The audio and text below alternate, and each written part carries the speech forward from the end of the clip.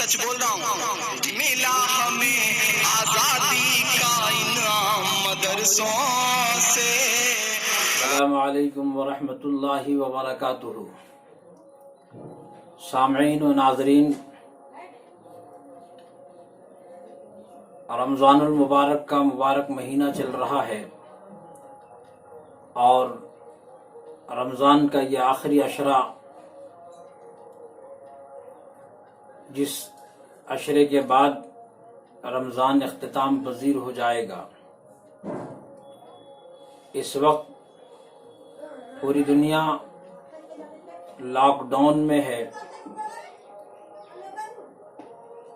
और तमाम इंसानियत के साथ साथ बिलखुसूस मदारिस इस्लामिया के लिए बहुत इम्तिहान का वक्त है। मदारिस इस्लामिया जो बर्रे सगीर में इस्लाम की आबियारी और इस्लाम की तबलीग व इशाअत का एक बहुत बड़ा ज़रिया है, जिसके ज़रिए से बर्रे सगीर के मुसलमानों की दीनी तालीम का इंतज़ाम होता है। मदारिस इस्लामिया का एक बहुत बड़ा काम, बहुत बड़ा रोल समाज के अंदर ये है कि ये समाज को और सोसाइटी को एक बेहतरीन शहरी, बेहतरीन इमाम, मुअज्जिन, मुदर्रिस, मुफस्सिर, मुहद्दिस और मुबल्लिग फराहम कराती है। ये मदारिस दीनिया है। मदारिस दीनिया की अहमियत के पेश नज़र अल्लामा इकबाल ने कहा था एक ख़त के जवाब में कि इन मदरसों को और इन मकतबों को इन्हीं हालत में रहने दो और मुसलमानों के गरीब बच्चों को इन मदरसों में पढ़ने दो। याद रखो कि अगर ये मदारिस मिट गए और मदरसों का खात्मा हो गया तो वो कुछ होगा जो मैंने अपनी आंखों से अंदलुस में देखा है कि जहां मुसलमानों ने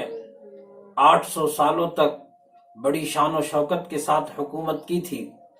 जहां मुसलमानों की तामीर करदा इमारतें और मसाजिद और मदारिस थे, वहां आज मुसलमानों के बनाए हुए मस्जिद कुर्तबा तो मौजूद है, अलहमरा के खंडरात मौजूद हैं और अंदलुस में तामीर करदा मुसलमानों की इमारतें तो मौजूद हैं जो उनकी शान और शौकत की दास्तानें बयान कर रही हैं, लेकिन वहाँ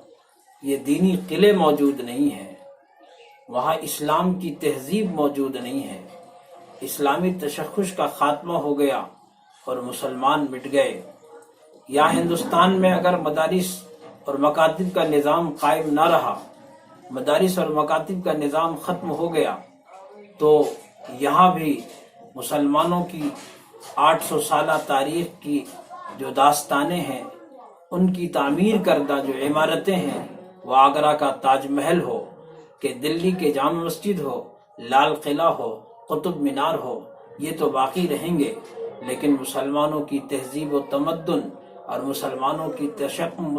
का तशख़्ख़ुश ये सब ख़त्म हो जाएगा। इसलिए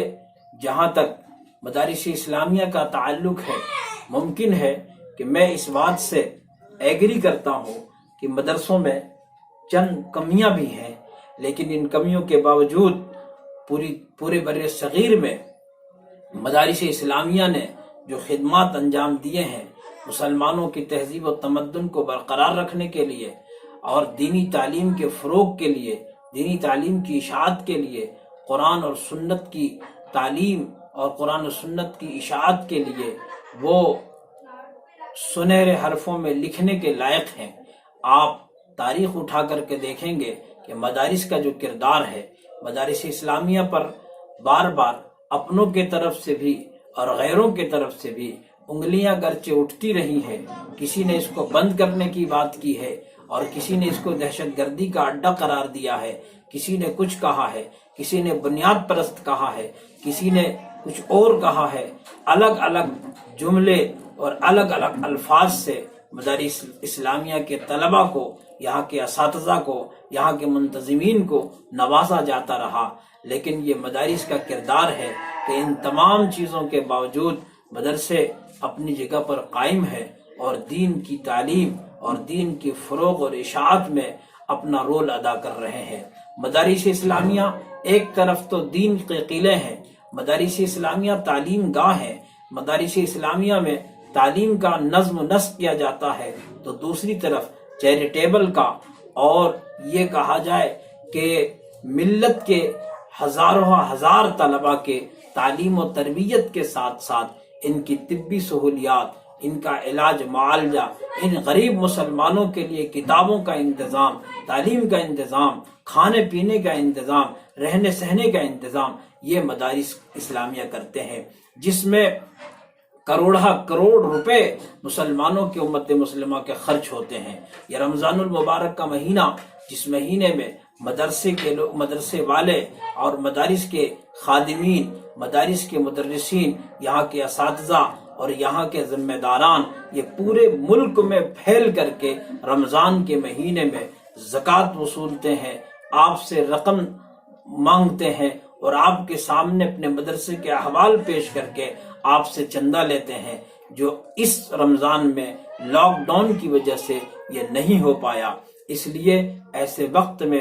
ہماری ذمہ داری یہ ہے، امت مسلمہ کے مخیر حضرات کے، مالداروں کی، تمام مسلمانوں کی یہ ذمہ داری ہے کہ ہم ان مدرسوں کی بقا اور ان کے وجود کے لیے، ان مدرسوں کو باقی رکھنے کے لیے، گرچہ مدارس کے ذمہ داران، مدارس کے خادمین، مدارس کے منتظمین آپ تک نہیں پہنچ پائے، اپنی گزارشات آپ تک نہیں پیش کر سکے، تو آپ کی ذمہ داری ہے کہ آپ جن مدرسوں کو تعاون کرتے ہیں، جو آپ کے علاقے میں مدرسے ہیں، ان مدرسوں کو باقی رکھنے کے لیے اپنی زکوٰۃ کی رقم، اپنے صدقات اور عطیات کی رقم ان مدرسوں تک پہنچانے کی جو بھی صورت ہو، چاہے وہ بینک کے ذریعے سے یا دوسرے ذرائع سے، اس مدرسے تک پہنچانے کی ہر ممکن کوشش کریں، اس لیے کہ مدارس دینیہ اسلام کے قلعے ہیں، ہماری تہذیب و تمدن اور ہمارے دینی تشخص کا ایک وہ مینارہ ہے جس کے ذریعے سے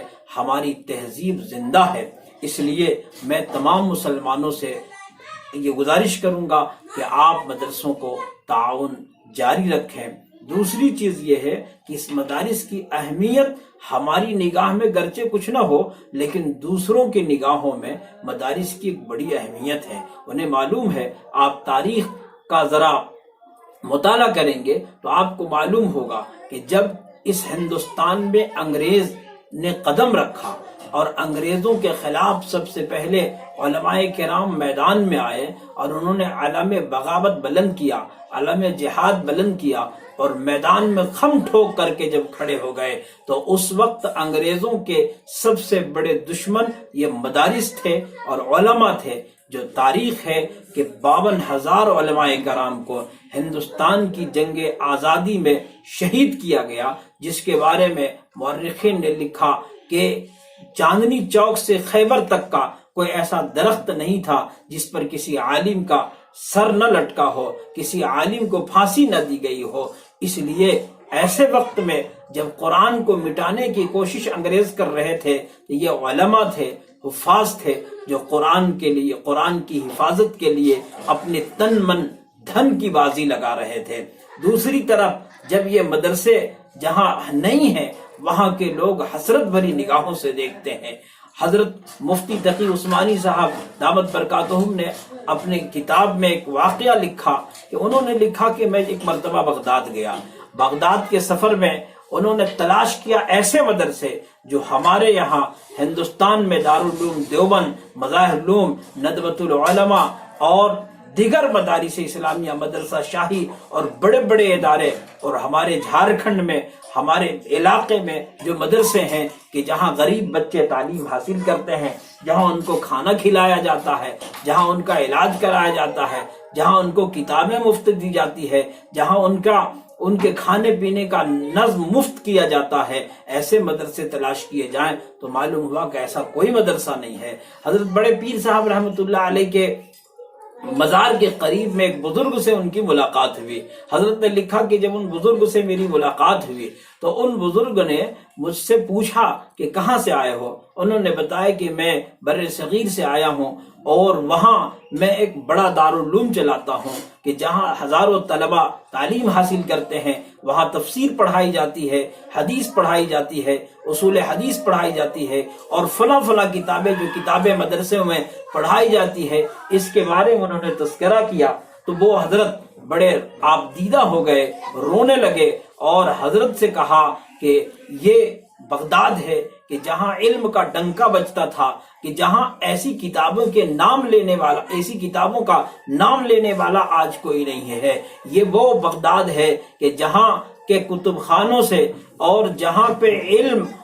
کے حاصل کرنے کے لیے بڑے بڑے اللہ والے اور بڑے بڑے محدثین آیا کرتے تھے. آج ان کتابوں کا نام لینے والا کوئی نہیں ہے. تم لوگ بڑے مبارکباد کے قابل ہو کہ تم نے بر صغیر میں، ایشیا میں، ہندوستان، پاکستان اور بنگلہ دیش میں ان کتابوں کو زندہ کیے ہوئے ہو. اس لیے تم جب اپنے وطن کو جاؤ تو اپنے وطن والوں کو میرا سلام کہنا اور یہ کہہ دینا کہ اے بر صغیر کے مسلمانوں، اے ہندوستان اور پاکستان کے مسلمانوں، تم اپنے آپ کو مٹا ڈالو، تمہاری جانیں قربان ہو جائیں، لیکن تم ان مدرسوں کو نہ مٹنے دینا. یہ مدرسے ہماری تہذیب کی آبیاری کر رہے ہیں، ہماری ملی تشخص کے ترجمان ہیں. اس لیے مسلمانوں سے اور تمام امت مسلمہ کے ہمدردوں سے میں گزارش کرتا ہوں کہ آپ مدارس اسلامیہ کے تعاون کے لیے ہاتھ بڑھائیں، اور اس لاک ڈاؤن کے زمانے میں، رمضان المبارک کے اس مبارک مہینے میں آپ اپنے زکوٰۃ کی رقم میں سے مدارس کا حصہ ضرور نکالیں، اپنی عطیات کی رقم میں سے مدارس کا حصہ ضرور نکالیں. اللہ تبارک و تعالیٰ سے دعا ہے کہ اللہ پاک آپ تمام لوگوں کو،